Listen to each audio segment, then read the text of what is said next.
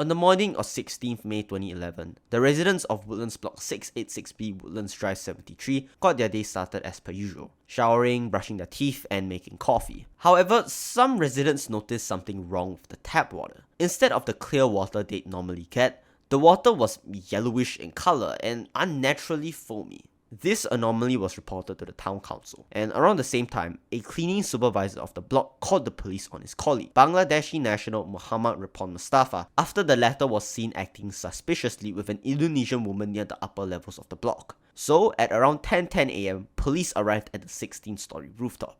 They combed the rooftop before deciding to open the flat's water tank. Peering into the 2.2 meter high tank, a body was discovered there.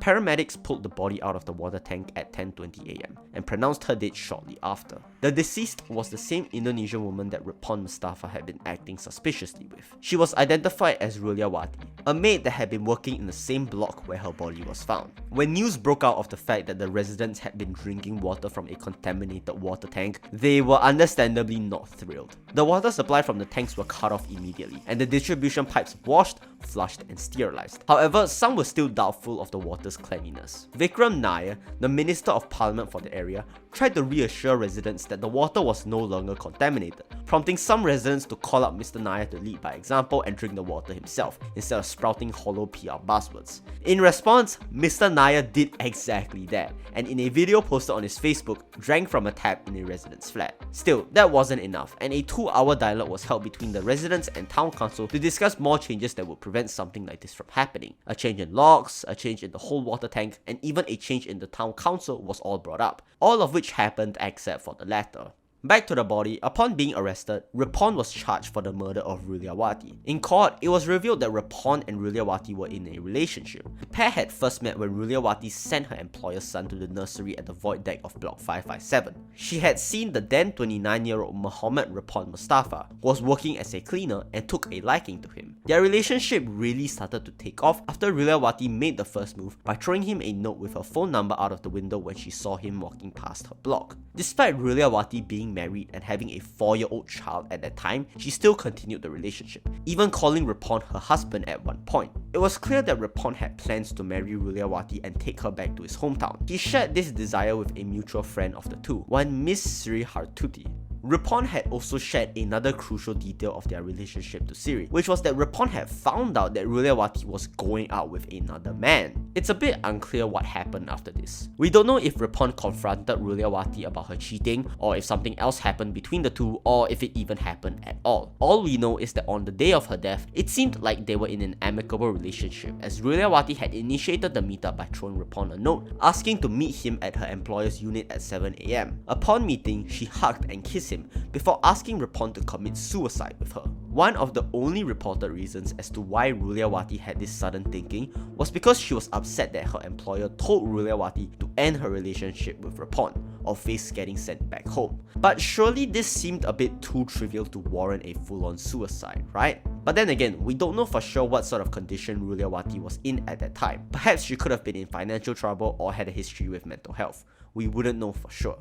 Still, Ripon's claims already seemed very suspicious. It looked as if he was trying to cover up his murder by claiming that she wanted to die herself. While researching for this case, I was reminded of the Kallang River body parts murder. The murderer, Leong Siu Chio, initially claimed that the victim of the case, Liu Hongmei, wanted to commit suicide with him, before it was revealed that Leong was spouting BS and he killed her for other reasons. The victim in the Kallang River body parts murder had very clear intentions that she wanted to continue to live her life, which made Leong's claim of suicide seem absurd, hence why he was later convicted of her murder. However, unlike Leong, there seemed to be a bit of evidence to back up Ripon's claims. According to Ripon's friend, known as Shanti, she apparently spoke to Ruliawati shortly before her death over the phone, and in the exchange told Shanti, "We want to die.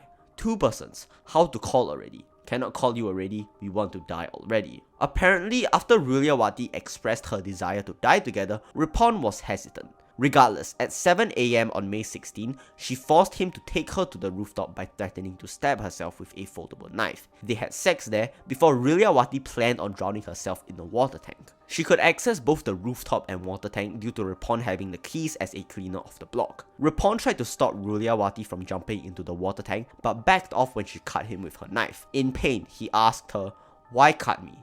He said that she replied, "Why stop me? I want to go in the water tank."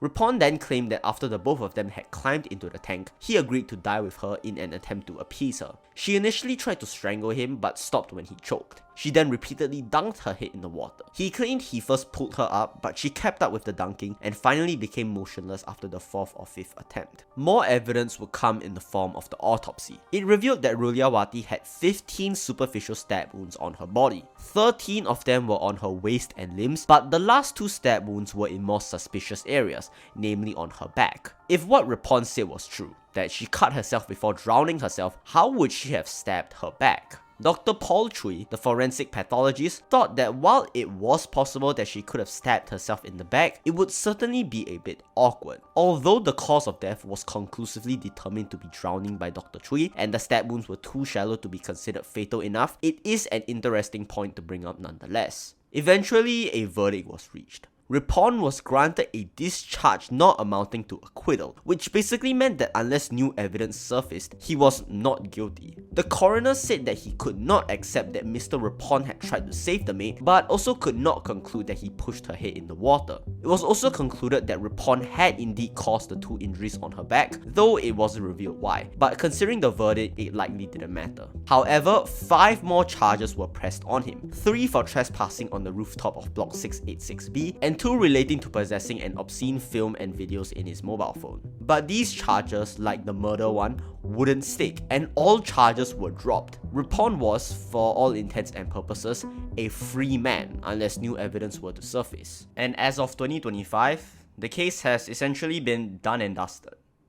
It seems so far. It seems to be like a very quiet and quaint neighborhood. I mean, this is like we're recording on a Sunday evening, so yeah. From the looks of it, it seems pretty chill. So the maximum level is level 15. But I'm pretty sure 16 counts as the rooftop. So likely we're not gonna be able to enter the rooftop because come on now. If we could, shame on the town council. But we're just gonna go check it out. So I'm guessing that is the entrance to the water tank. Yeah, if this roof access gate/door is not locked. Yeah, I'm pretty sure this is where it's at. I'm pretty sure this is like one of the few blocks here that has a water tank, so you can't see the roof. You can't see any water tanks from like the other blocks, but like, yeah, there's the rooftop. I'm pretty sure like over there, right on top of it, has a water tank. But we're probably gonna go to the other blocks later, and we're gonna see if we can get a better shot of it. Okay, so we're at the opposing block, but the highest level.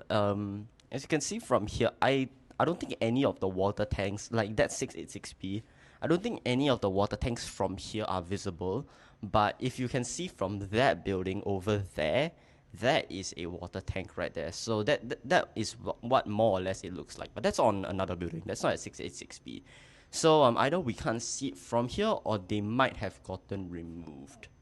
Yeah. Believe it or not, 5 months after the suicide of Ruliawati, there was another death in the same block. No, it wasn't related to this case, but it is an untimely coincidence considering what we just talked about. The victim was a Vietnamese prostitute, and it's a bit unclear how she died, according to the newspaper, and the police classified it as an unnatural death. The newspaper back then that published about this, they literally just showed the picture with the blood. There's no body, but there was like visible blood stains on the floor, and they also detailed like where she jumped from. That was surprising to read back then. In conclusion, I find this case fascinating because I feel like if this was classified as a murder, it would have been talked a lot about more. A body contaminating the drinking supply of a HDB water tank is quite out of the ordinary. Although I will say most of the news I could find was not really about the victim herself, but rather about the residents and the water tank. Anyways, thank you for watching.